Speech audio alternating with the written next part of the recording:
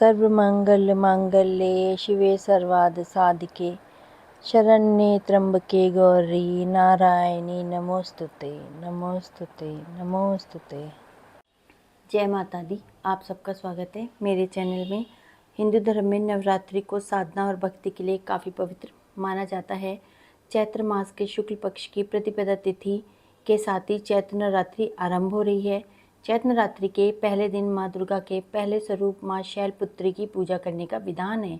शास्त्रों के अनुसार माँ शैलपुत्री को हिमालय पुत्री के नाम से जाना जाता है। हिमालय पर्वतों का राजा है। नवरात्रि के पहले दिन कलश स्थापना करने के साथ साथ विधिवत तरीके से शैलपुत्री माता की पूजा की जाती है। इसके साथ ही साथ ये व्रत कथा भी सुनी जाती है, जो कि इस प्रकार है। माँ शैलपुत्री माँ को माँ पार्वती के नाम से भी जाना जाता है। उनका विवाह पुनः भगवान शिव से ही हुआ।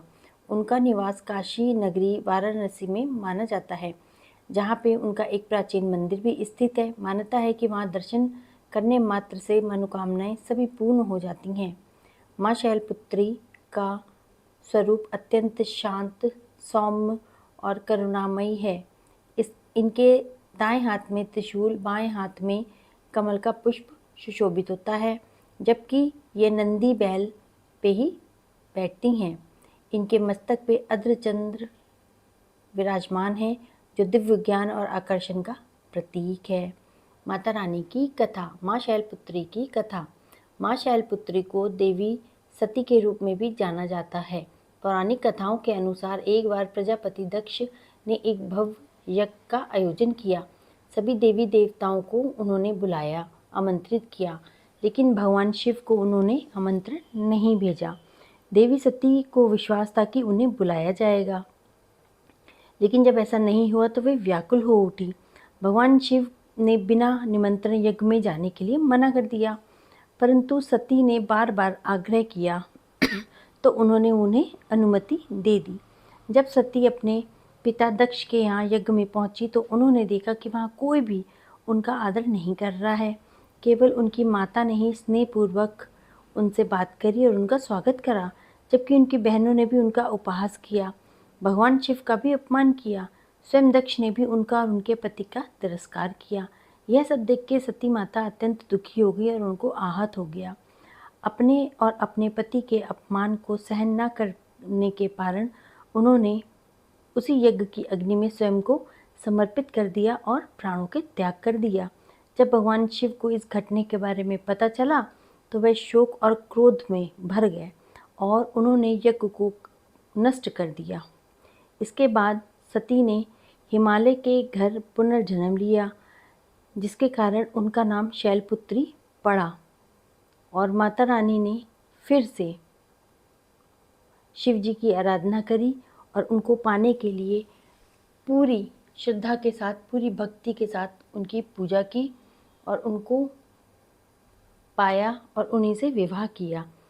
इस प्रकार से जो भी इस व्रत को पूरी श्रद्धा के साथ रखता है और माता शैलपुत्री से अपनी मनोकामनाओं के लिए विनती करता है, माता रानी उसकी सभी मनोकामनाएं पूर्ण करती हैं। जय माता दी। माता रानी बहुत दयालु हैं और ऐसा भी बोला जाता है कि एक बार देवगुरु बृहस्पति ने ब्रह्मा जी से नवरात्रि का व्रत का महत्व पूछा था, तो ब्रह्मा जी ने बताया था कि इस व्रत को करने से संतान, सुख, धन, विद्या, समृद्धि प्राप्त होती है। इसके प्रभाव से रोग दूर होते हैं, पापों से मुक्ति प्राप्त होती है। इस व्रत को ना करने वाले व्यक्ति को जीवन में कई तरह के कष्टों का सामना करना पड़ता है। एक समय की बात है कि मनोहर नगर में एक पीठत नाम का ब्राह्मण रहता था। उसकी बेटी सुमति माता दुर्गा की बड़ी भक्त थी, लेकिन एक दिन वह पूजा में नहीं पहुंच पाई, जिससे कि उसके पिता नाराज हो गए और गुस्से में उन्होंने उसका विवाह एक कुष्ठ रोगी से करा दिया। विवाह के बाद सुमति अपने पति के संग जंगल में चली गई। सुमति के दुख को देख करके माँ को बहुत ही दुख हुआ। माँ उसके सामने प्रकट हुई और वरदान मांगने को कहा। सुमति ने अपने पति को कुष्ठ रोग से मुक्ति करने की प्रार्थना की, तो देवी ने बताया कि पिछले जन्म में उसने अनजाने में नवरात्र का व्रत रखा था, जिसके पुण्य से आज उसे यह आशीर्वाद मिल रहा है। माँ दुर्गा की कृपा से उसके पति एकदम ठीक हो गया और वे सुखी जीवन जीने लगे। माँ दुर्गा ने सुमति को नवरात्रि व्रत की विधि भी बताई। इस व्रत में 9 दिनों तक माँ दुर्गा की पूजा अन्य रूपों में की जाती है।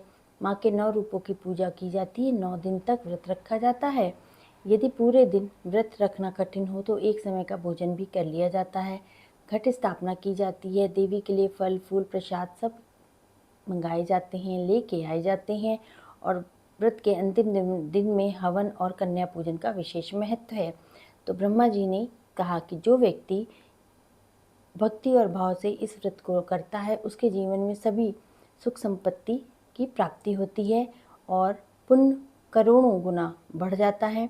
व्यक्ति को मोक्ष की भी प्राप्ति होती है। इसके साथ ही माँ देवी की कृपा और आशीर्वाद से जीवन की सभी परेशानियाँ भी दूर होती हैं। जय माता दी। माता रानी आपके और आपके परिवार की हमेशा रक्षा करें। और माता रानी के व्रत करने से, कथा सुनने के बाद ही व्रत संपूर्ण माना जाता है। माँ शैलपुत्री माता की जय हो। या देवी सर्वभूतेषु शक्तिरूपेण संस्थिता नमस्तस्यै नमस्तस्यै नमस्तस्यै नमो नमः।